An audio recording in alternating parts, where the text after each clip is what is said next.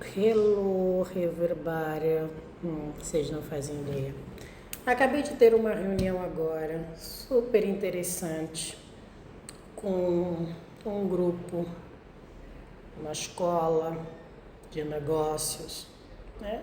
E a escola é sobre conselheiro empresarial. Eu nem sabia que existia isso, conselheiros empresariais, que existia uma escola para conselheiros empresariais, porque eu acreditava simplesmente que quem eram os conselheiros empresariais? Eram os empresários que já estavam no mercado há 500 mil anos atrás, têm experiências teóricas e práticas, erraram, acertaram, conseguiram consolidar as suas empresas, transformando-se da pobreza para a riqueza, prosperidade e abundância. Só que hoje em dia já não há tempo para esse tipo de coisa, para gerar empresários consolidados, para que possam ensinar novos empresários a serem consolidados. Hoje em dia existem escolas para tudo, escolas para transformar pessoas em humanas, escolas para transformar empresários em empresários e por ali vai. E aí a proposta que me fizeram era: você não gostaria de fazer parte deste processo, porque deste modo você poderia aconselhar muitos empresários, uma vez que você é empresário. Eu fui muito humilde em falar. Infelizmente, eu estou no ramo do empresariado há pouco tempo, não tenho uma consolidação neste mercado para eu poder ser conselheira de alguém. Ao contrário, uma pessoa que está caminhando não consegue necessariamente ajudar outras pessoas já a caminhar também. Então eu disse que não estou pronta, preparada para isso. Eu também quero conselheiros que possam me ajudar a subir ou alcançar o próximo nível. Mas me interessei pelo curso, me interessei pela proposta, por ser conselheiros empresariais, para atuar no nicho específico.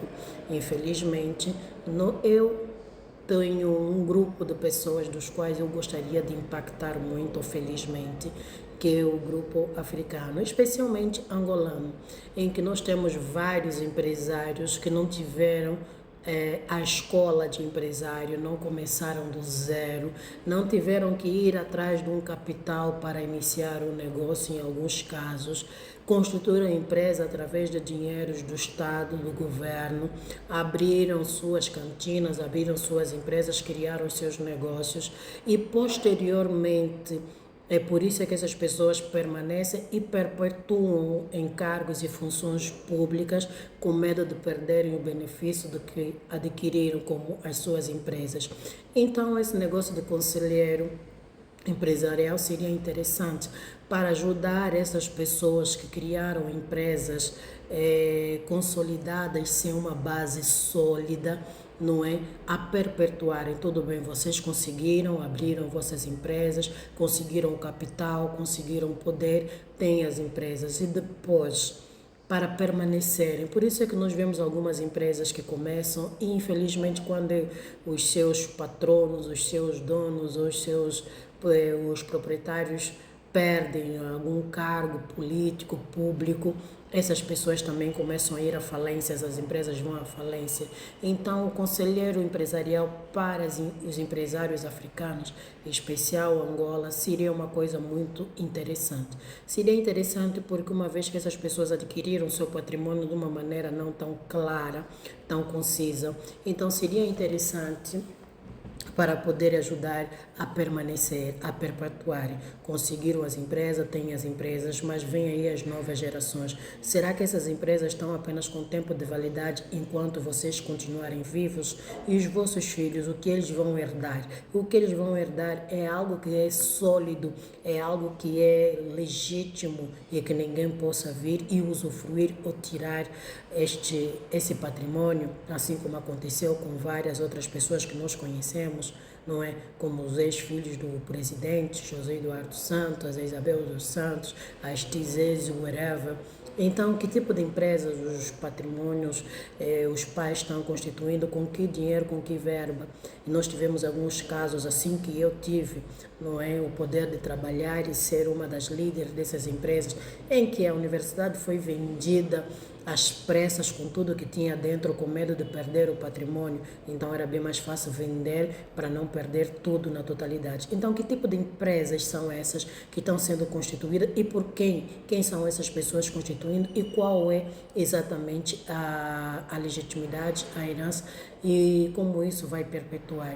E eles disseram que já existem alguns angolanos realmente criando ou querendo fazer parte desse projeto, desse processo, tendo alguma formação. Eu achei isso muito bom, muito interessante, uma vez que nós temos vários conselheiros empresariais em Angola que nem empresa, nem cantina, eles têm nem conhecimento, nem estudo, essas pessoas têm apenas a audácia, a astúcia, a coragem, não é a falta de vergonha para algumas pessoas e elas vão lá para criar e já para serem conselheiros, porque sabem um pouquinho mais, porque é muito fácil ser conselheiro de alguém que não sabe nada, né? Que não conhece o básico do básico, que nem sabe nem o que está fazendo. E até porque é muito fácil ser conselheiro de alguém com dinheiro, que não sabe de onde veio o dinheiro e ou até sabe de onde veio o dinheiro, mas não foi um dinheiro que veio com o esforço, não foi um dinheiro que veio com muito sacrifício, a pessoa não teve que fazer muito. O sacrifício é a renúncia de algumas coisas,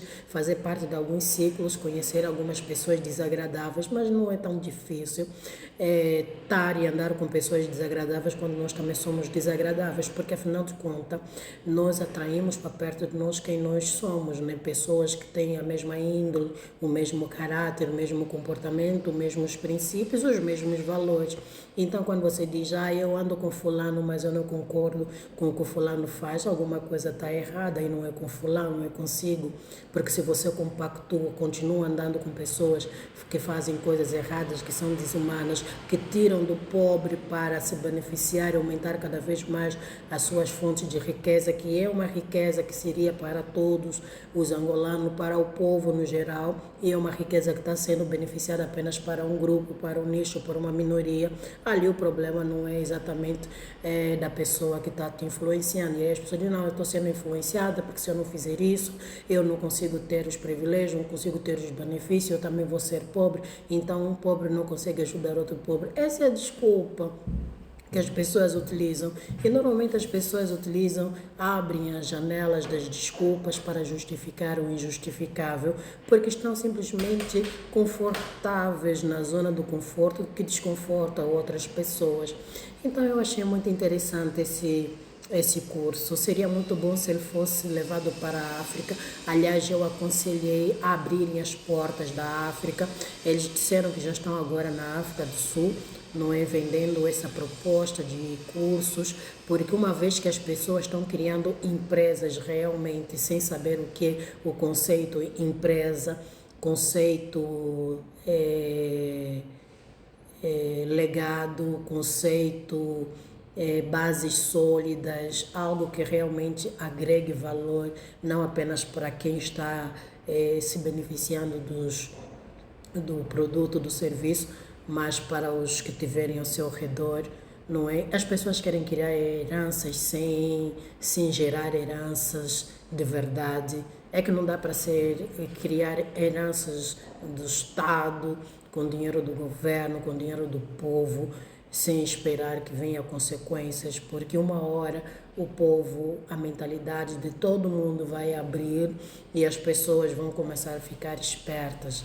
É que não dá para você quebrar as pernas dos outros e dar uma muleta, uma cadeira de roda dizendo que agora eu sou o herói das tuas coisas. É assim como aconteceu com várias outras situações, né?